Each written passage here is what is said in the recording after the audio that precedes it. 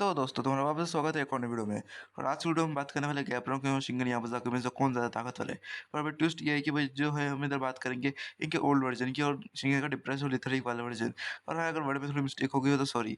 तो इन दोनों में से कौन ज़्यादा ताकतवर होगा, तो आज की वीडियो में उसी पर बात करेंगे। उससे पहले भाई वीडियो जो है वीडियो को लाइक कर दो और चैनल को सब्सक्राइब करो। और भाई जो ना शिंगन और गैपरों की इनकी पूरी पावर्स के बारे में अभी तक क्लियर नहीं है और ना इनके पाथ के बारे में क्लियर है। इसलिए भाई इस वीडियो में जो मैं अपना ओपिनियन दूंगा और अपनी एक्सप्लेनेशन दूंगा। तो अगर किसी को लगता है कि हाँ कि ये गलत है कि नहीं शिनगेन ज़्यादा ताकतवर होगा नहीं गैपरोंग ज़्यादा ताकतवर होगा, तो वो अपना ओपिनियन कमेंट सेक्शन में बता सकता है। वैसे भी तुम लोग कमेंट तो क्या ही करते, तो कर देना अपना ओपिनियन कमेंट। और बाकी इस वीडियो को चलो स्टार्ट करते हैं। सबसे पहले बात करते हैं शिनगेन यामाज़ाकी के ऊपर। सो भाई शिनगेन यामाज़ाकी के बारे में काफ़ी सारे लोगों को लगता है कि शिरोन आर्क में शिनगेन ने उसके फुल पावर का यूज़ करा था, पर भाई ऐसा नहीं है। भाई पहला पॉइंट तो ये है कि भाई अपना शिनगेन ने उसका यूनिक पाथ का यूज़ ही नहीं करा। अब कुछ लोग बोलेंगे उसके पास यूनिक पाथ नहीं होगा, तो भाई अपने जिन्यो पार्क ने एक चीज़ कंफर्म करी थी कि शिनगेन के पास उसका यूनिक पाथ है। वो कैसे भाई, उसने बोला था कि शिनगेन और गैपरोंग सेम रेल में एग्जिस्ट करते हैं। अब भाई देखो अपने गैपरोंग के पास यूनिक पाथ था और भाई अपना जो रेल में वो मेरे ख्याल से जो है इधर पाथ को ही रेफर कर रहा होगा, तो इसीलिए वो अपना शिनगेन के पास यूनिक पाथ है। और ये तो तुम मान के चलो। और भाई साथ ही साथ अपना शिनगेन जो है उसके जनरेशन का पिनेकल भी है, तो इस वजह से शिनगेन के पास यूनिक पाथ हो ऐसा तो हो ही नहीं सकता। और दूसरा पॉइंट तो ये है कि भाई शिनगेन ने कोई मास्टर या यूनिक स्किल का यूज़ नहीं करा। हाँ, उसने उसके ट्यूए फॉर्म का यूज़ करा था जो कि ग्रेटर है उसके मास्टरीज और यूनिक स्किल से।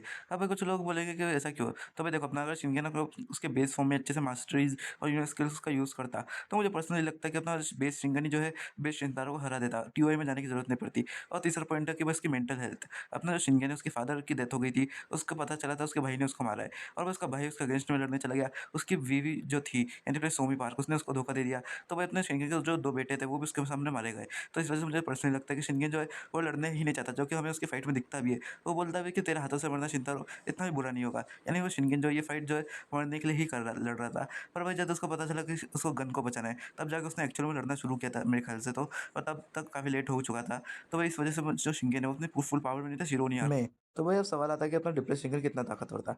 तो भाई देखो सबसे पहली बात तो ये है कि अपना जो शिनगेन है उसने बेस फॉर्म में उसकी ब्रूट स्ट्रेंथ इतनी ज़्यादा थी कि वो बंदा लिटरली दीवारें फाड़ रहा था। और यामाज़ाकी क्लैन के घर के जो है उसकी खिड़कियाँ फूट रही थी खाली उसके पंच के इम्पैक्ट से। उसका पंच भी नहीं लग रहा था, खाली उसके इम्पैक्ट से जो शॉक वेव्स पैदा हुई थी उनसे ही खिड़कियाँ तक टूट रही थी और दीवारें टूट रही थी। तो भाई अपना शिनगेन है वो ब्रूट स्ट्रेंथ में काफ़ी ज़्यादा ही खतरनाक है। और साथ ही साथ भाई जब अपनी सोमी पार उसको धोखा देती है, तब वही वो जो है शिनगेन के पीछे स्टैब कर देती है। फिर उसके बाद अपना शिनगेन जो है वो शिनतारो से पूरी फाइट लड़ता है। और वो शिनतारो से फाइट लड़ जाने के बाद जो है जब वो शिनतारो उसको मारने वाला होता है और फिर उससे पहले गन को, तब अपना शिनगेन जो है गन को बचाने जाता है। उसके लिए वो काफ़ी सारी सोर्ड्स को अपने अंदर भी लेता है। फिर उसके बाद जो अपना शिनतारो है वो शिनगेन का लेफ्ट हैंड काट देता है। फिर उसके बाद जो शिनगेन वो काफ़ी सारी तलवारों को अपने अंदर लेता है। फिर उसके बाद जाके तब वो कुछ मरता है। और मरता भी कैसे है वो, कि अपना शिनगेन खुद डेथ को चुनता है, डेथ उसको नहीं चुनती।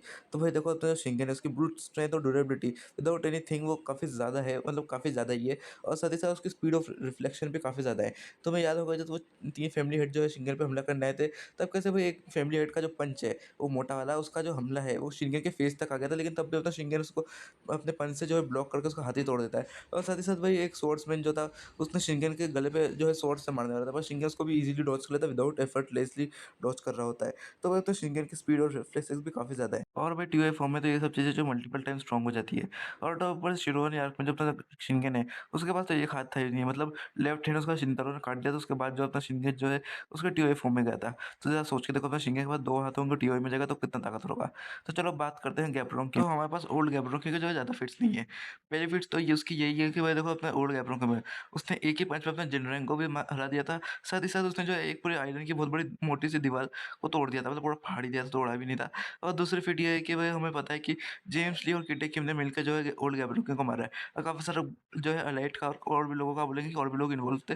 तो भाई देखो उस दिन जो अपना खाली गैब्रोंग नहीं था, बेकोनो भी मरा था। तो वो मेरे ख्याल से जो बाकी लोग होंगे वो जो बेकोनो को मारने में उनका काम रहा होगा, या तो कुछ दूसरे काम भी रहे होंगे, सबूत मिटाना ये सब। तो भाई मेरे को ख्याल से जो गैब्रोंग से फाइट है वो हमारे जेम्स और कीटे ने की होगी, और उसमें से भी जो मेजर फाइट है वो हमारे कीटे किम ने करी होगी। अब ऐसा क्यों, तो इसका पीछे का सिंपल सा रीजन है कि जो अपना गैब्रोंग है वो मरा था च्योलनेंग आर्क से पहले। और अपना च्योलनेंग आर्क में जेम्स ली के पास खाली 2 मास्टरी टेक्निक और स्पीड की। और तो साथ ही साथ हमने जो जेम्स ली का पावर देखा भी था च्योलनेंग में कितना है। और भाई उसके देखने का मुझे नहीं लगता कि अपना जो जेम्स ली है, वो सीरियस गैब्रों के मतलब गैब्रों को अपने पूरी पावर पे आ जाए, तो उसका 1 या 2 पॉइंट से ज़्यादा और ले भी पाएगा। उसके पास तो इंडिविजुअल मास्टरी भी नहीं थी, तो इसीलिए जो अपना जेम्स ली है, उसमें इतना पावर ही नहीं है कि वो अपने जो गैब्रों है, उससे फेस टू फेस लड़ ले। तो मेरे ख़्याल से उस टाइम में अपने जो कीटे किम है, उसका एज रहा होगा 20 से 21 और अपने जो जेम्स ली है, उसका 16 से 17 साल ही उसकी एज रही होगी। तो भाई मेरे ख्याल से जेम्स ली का उसके टाइम पे कोई टाइम ही नहीं चांस ही नहीं था गैब्रो किम से लड़ने का। तो फेस टू फेस फाइट हमारे कीटे किम ने ही जो है मेजर फाइट दी होगी गैब्रो किम को, और अपना जेम्स ली उसने मदद करी होगी कीटे किम की गैब्रो किम को मारने में, उससे लड़ने में। उसने डायरेक्टली पूरी फाइट में हिस्सा नहीं लिया था। अपना जो मेन फाइट का जो 70% कंट्रीब्यूट है वो अपने अकेले कीटे किम ने ही किया था। और अब कुछ लोग बोलेंगे जेम्स ली के खिलाफ कि जेम्स ली वीक है वगैरह, तो मैं पहले ही बोल दूँ कि वो मैं इधर बात कर रहा हूँ 16-17 साल वाले जेम्स ली की, ना कि करंट टाइम वाले जेम्स ली की। करंट टाइम वाला जेम्स ली जो है वो अकेले भी गैब्रो को मेरे ख्याल से निपटा सकता है, ओल्ड वाले को तो एटलीस्ट, और बाकी तो प्राइम के बराबर वो तो अलग ही टॉपिक है। अब बात करते हैं कि भाई अपना जो गैब्रो है उसका कन्विक्शन के बारे में।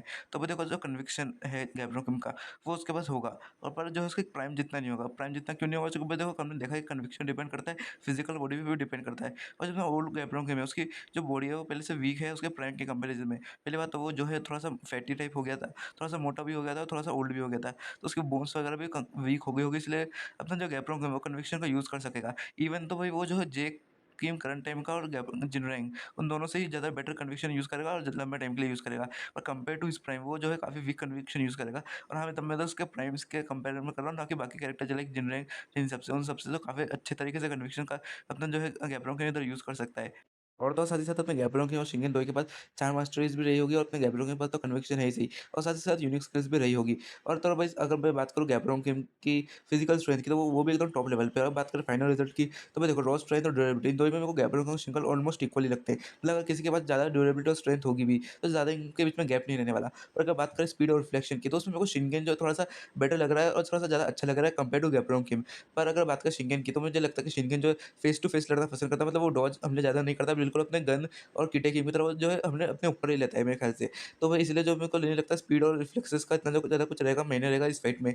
ये जो फाइट है अगर लोकेस्म का मतलब ये दोनों में प्राइम में भी नहीं है, तो सोचो ये जो फाइट है अभी तब भी लोकेस्म की टॉप फाइट में आएगी। और बात करें तो भाई इनके जो है अभी गैब्रों के मार्क चली गए, तो उसमें तो हमें इन दोनों की फाइट देखने को ही मिलेगी। तो भाई उस टाइम पे मैं अलग से एक वीडियो बनाऊँगा ही बनाऊँगा। पर अगर अभी की बात करें, तो पर्सनली मुझे लगता है कि जो भी जीतेगा वो हाई एक्सट्रीम डिफ में ही जीतने वाला है, कम में तो जीतेगा नहीं। अगर बात करूँ तो मेरे को शिनगेन का थोड़ा-सा मतलब शिनगेन थोड़ा-सा मेरा फेवरेट ज़्यादा है, तो मेरे को शिनगेन का चांसेस थोड़ा ज़्यादा लग रहा है कंपेयर टू गैब्रो गेम।